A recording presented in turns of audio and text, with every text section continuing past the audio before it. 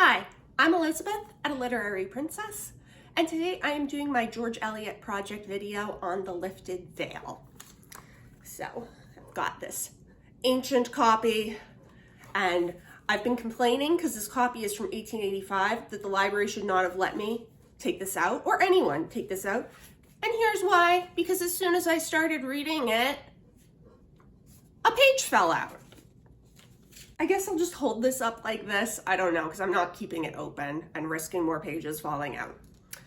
So, The Lifted Veil is a novella / short story that was published in 1859 after the publication of Adam Bede.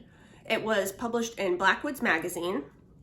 And this is George Eliot's kind of one deviation from realism, because this has supernatural elements as well as kind of science fiction type elements a la Frankenstein. So there will be spoilers because it's like a 75-page story. I can't really tell you much about it without kind of giving it away. So I'm sorry, there's spoilers. This was really weird. I was just like, when I finished reading this, I was like, huh.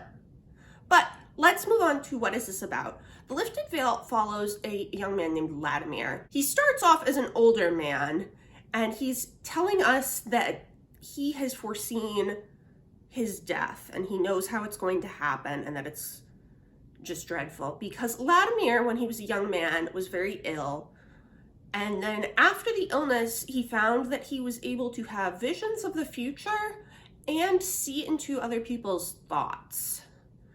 Now, this was very disturbing to him, as I think it would understandably be. I don't want to be looking into anybody's thoughts. No, thank you. Nor do I want anyone looking into my thoughts. That was always my biggest fear as a child. Like, what if somebody can read minds in here? Completely irrational, but yeah. So he's disturbed by the whole thing. His brother, his older brother, gets engaged to this young woman named Bertha. And Vladimir finds that he can't really see much of her thoughts. It's like totally a Bella Edward thing in Twilight. Stephenie Meyer stole it from here. However, unlike Bella, Bertha is she's coquettish, very much flirting with Vladimir, but engaged to his brother, and he starts falling in love with her. Then one day, his brother falls off his horse, I believe it is, and is killed. And so his father quickly kind of renegotiates the engagement so that Vladimir will marry Bertha. And then he realizes, when they're married, that she's not such a great person. And he's kind of disgusted by her. They don't spend much time together. She gets this new maid, who she seems to become very close with, but then they seem to kind of have a falling out, but she doesn't dismiss the maid. And Vladimir is kind of able to determine that there's some secret between them that Bertha doesn't want to get out.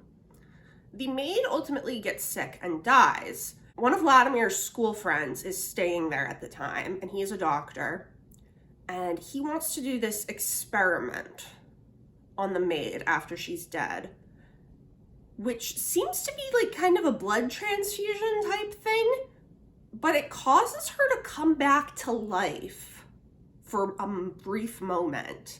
And she reveals that the secret is that Bertha is trying to poison Vladimir.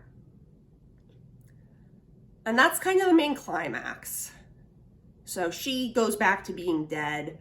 Bertha and Vladimir separate. And then Vladimir just kind of continues in misery and knowing his own death. He's ill again. And we go back to where we started, basically, of his actual time of death. And he's like, I know what's coming. So this was a really weird short story. I didn't know what to make of it at all. It was neat to see George Eliot do something that's not realism. I will say, the atmosphere was excellent. Spot on. The beginning of this, with him describing how he's going to die, is super creepy. But that, I kind of didn't care. I was just like, okay.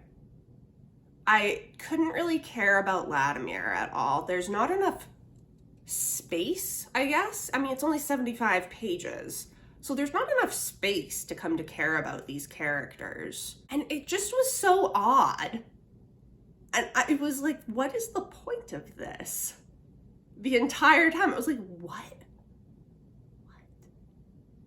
It's just such a weird little story and so outside of what George Eliot is known for.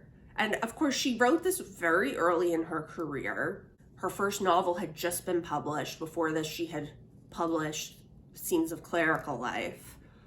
But so even then, she was like, everything then is realism. And then we get this, and I was just confused. I have no idea where this came from. A lot of writers in the Victorian era did write ghost stories and other supernatural tales. Dickens did, Elizabeth Gaskell. A lot of the kind of lesser known women writers wrote ghost stories and whatnot. So I'm not sure if this was just George Eliot trying to kind of fit in with that or what, but it was definitely odd. I do feel like she was drawing on Frankenstein by Mary Shelley quite a bit for this. Vladimir goes to school in Geneva, which is where Frankenstein is from.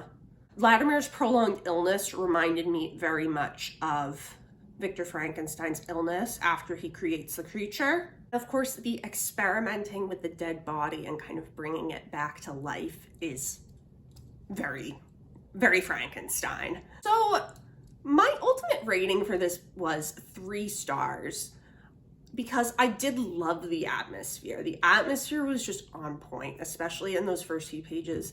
But I did not understand what Eliot was trying to do here or what the purpose of this was, because it is so outside of her usual work. There was none of her character development, and I couldn't see what she was trying to do. If any of you have read this, please, and you have some insight, please let me know, because I'm just like, what is this weird little thing that Eliot apparently wrote between writing Adam Bede and The Mill on the Floss?